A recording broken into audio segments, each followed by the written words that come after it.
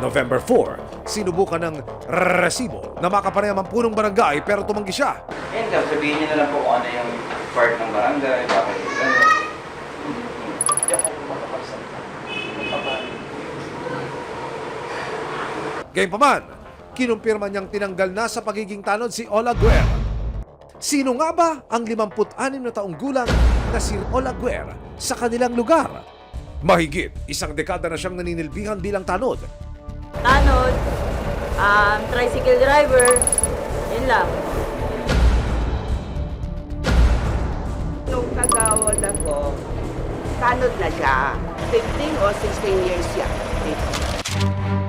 Pero sa pagsasaliksik pa ng resibo, napag-alamang hindi pala ito ang unang beses na nasangkot siya sa pang-aabuso sa bata. Ayon sa natanggap naming impormasyon mula sa PNP WCCU, taong 2005, nang may nagreklamo laban kay Ola Guer para sa kasong paglabag sa RA 7610 o Child Abuse. Ang kanyang biktima raw noon, batang babae na 5 taong gulang lang. Nang puntahan ng resibo ang Imus Cavite PNP, kinumpirma nilang naisampa ang reklamo noong 2005 pero hindi na raw itinuloy ng complainant ang kaso. Sir Ola Guer, lalabas at lalabas din po ang mga sikreto ninyo. Ano naman po kaya ang say ninyo? November 4, 2025, natunton ng resibo ang bahay ng tanod na si Ola Guer. Kakanta naman kaya ang akusado tungkol sa mga paratang laban sa kanya? Tiyaki ni Ola Guer ang unang humarap sa amin, si Minerva, isang kagawad ng barangay 541. Gusto lang po sana namin, ma'am, makausap. Makunan po ng side yung inyong pamangkin daw po na gumawa po na itong nangyari. Maya-maya pa, lumabas ang tanod na si Ola Guer at nagsabing handa siyang magpaunlak ng panayam sa resibo.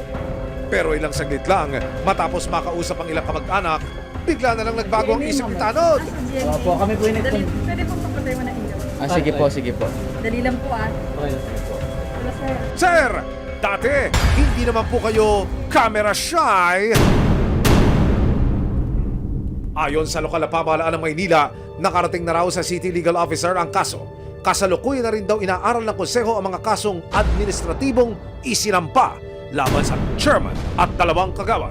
Mula sa Manila Barangay Bureau ay finorward na sa ating sanggunian, sa ating City Council of Manila, ang mga kasong grave misconduct, gross negligence of duties at abuse of authority doon sa mga barangay officials. So, aaksyonan yan ng ating City Council. Magkakaroon ng resolution yan.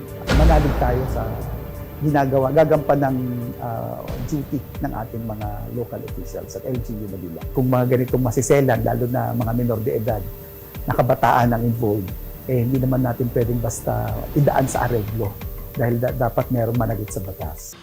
Sa ngayon, nakatutok si Martha sa pag-aalaga sa anak ni Jasmine. Sa pahintulot ng kanyang ina, saglit na nakausap ng resibo ang bata. Masaya po ako kasi kasama ko si mama. Ano yung gusto mong mangyari kay mama, na sabihin kay mama? Mahal ko po siya.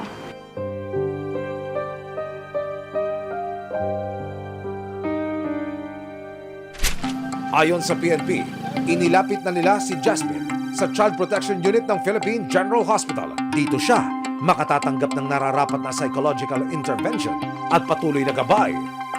Lalaban ako hanggang dulo para sa anak ko. Nagpapasalamat ako sa lahat ng tao na tumutulong sa akin ng palihim. Sa GMA 7, kay Mr. Emil Sumangil, sa resibo. Maraming salamat sa tulong ninyo sa amin. Ang barangay ang unang takbuhan ng mga naapi at nangangailangan. Pero paano kung ang mga taong inaasahan mong magsasalba ay sila palang pagmumulan ng takot at pangamba? Maraming salamat sa panonood, mga kapuso. Para masundan ang mga reklamong nasolusyonan ng resibo, mag-subscribe lamang sa GMA Public Affairs YouTube channel